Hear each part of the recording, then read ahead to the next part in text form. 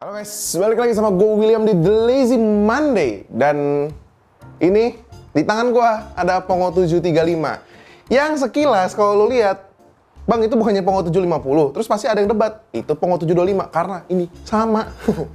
Dari desain sama, jeroan sama, semua sama. Yang membedakan hanya GPU-nya aja ya. Karena di sini Pongo 735 itu pakai RTX 3050 dan sedikit catatan Pongo 725 itu prosesor tetap pakai i7, cuman dia pakai versi 12 gen-nya. Dan di 735 dan 750 itu pakai i7 13 gen. Yang seharusnya itu i7 13620H. Yang sebenarnya secara performa nggak terlalu beda jauh karena kan kita tahu 13 gen itu refresh dari 12 gen gitu kan. Jadi secara performa sebenarnya nggak terlalu jauh-jauh banget. Nah, untuk spesifikasi sih sebenarnya sama semua. Bahkan dari RAM juga konfigurasi sama 16 GB. Dan untuk storage defaultnya juga sama di 512 gitu. Dan kalau ngomongin dari secara performa prosesor juga ya sesuai yang lo ekspektasin. Ya sama dengan 750 yang kemarin di review sama Sony.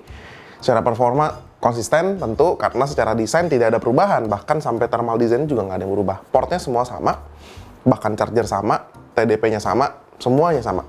Tapi kalau ngomongin performa games tentu ada perbedaan karena dia pakai RTX 3050 yang dimana sedikit lebih capable ketimbang si Pongo 725 yang menggunakan RTX 2050. Dan kalau ngomongin dari performance sleep-nya tentu kita tahu dari seri 3 dari seri 2000 ke seri 3000 lumayan jauh tuh ya untuk performance sleep-nya. Jadi buat gua 3050 lebih usable untuk mainin game-game AAA terbaru masih bisa walaupun dengan settingan yang tentunya rata kiri ya dan juga resolusinya di 1080. Dan kalau ngomongin game e-sport, Valorant dites aman, 200 plus FPS mah tembus.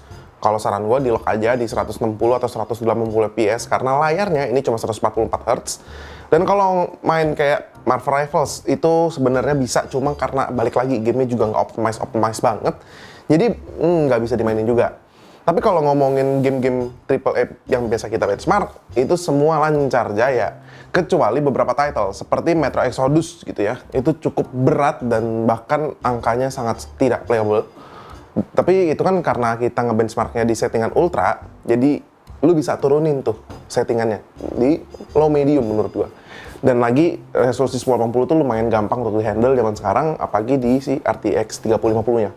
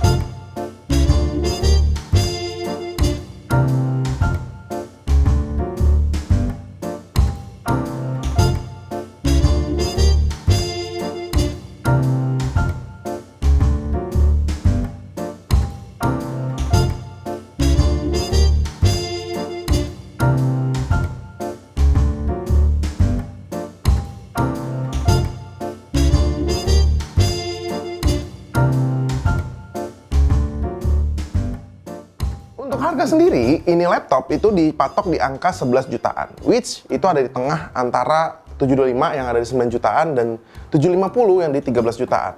Karena kan si 725 itu pakai 2050, si 750 pakai RTX 4050. Dan karena dia ada di tengah, harganya juga di tengah. Perbedaannya tuh lumayan jauh ya sebelum ada si 735 ini, karena dari seri RTX 2050 ke RTX 4050 bedanya 4 jutaan gitu.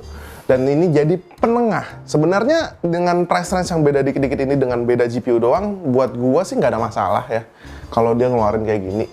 Karena secara perbedaan tuh jelas banget ada di GPU, jadi gampang untuk lo bedain karena yang lain-lainnya tuh nggak diubah-ubah gitu, kayak konfigurasi CPU-nya dan RAM-nya gitu. Dan buat gue sih yang dimenangin juga tetap konsumen gitu, kita gitu yang mau beli laptop jadinya tuh pilihannya banyak, walaupun kalau kebanyakan memang jadi bingung. Contoh di kelas ini, di kelas RTX 3050 ini, itu banyak sekali brand lain yang bikin laptop dengan konfigurasi serupa, cuman bedanya prosesor yang mereka gunakan adalah i5 dan masih ada yang Gen 11 yang dimana menurut gue itu sebuah kelemahan sendiri.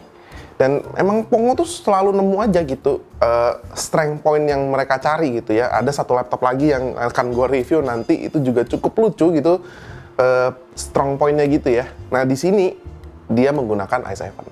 Ya kalau kita harus mention gitu beberapa brand yang menggunakan konfigurasi serupa, tapi i5 ya ada di MSI yang thin series-nya, dan juga ada Eloque itu juga ada pakai i5 gitu. Dan memang advantage dari si Pongo adalah penggunaan i7 ini. Dan kalau untuk ngomongin kesimpulannya, sebenarnya untuk si laptop ini gua sama sekali nggak ada masalah. Untuk ngerekomendasiin juga gua nggak ada problem sama sekali, karena baik lagi Pongo juga secara after sales-nya udah makin hari orang udah lumayan believe, karena memang volume dijual pun juga semakin besar ya. Dan secara case report di mana ada masalah dan segala macam tuh rasionya masih sehat menurut gua.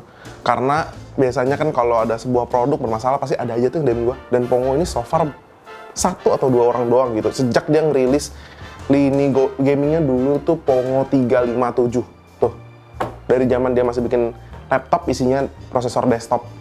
Nah ini buat gua sih one of the top kalau ngomongin secara rekomendasi untuk harga dan juga performa. Dan kalau ngomongin after sales-nya gimana, ya ada ADP sih. Jadi kalau gue lagi nge-review nih, terus gue nggak sengaja patah gitu lehernya, ya gue bawa aja ADP. So, segitu aja dari gue. Jangan lupa like, share, subscribe. Follow Instagram kita di @lazymonday, Instagram pribadi gue di @uy_nko. Dan kalau lu mau lihat ada sebuah laptop yang sangat menarik, dia OLED, dia murah, dan dari Axio, stay tune aja di channel ini. Segitu aja, bye-bye guys.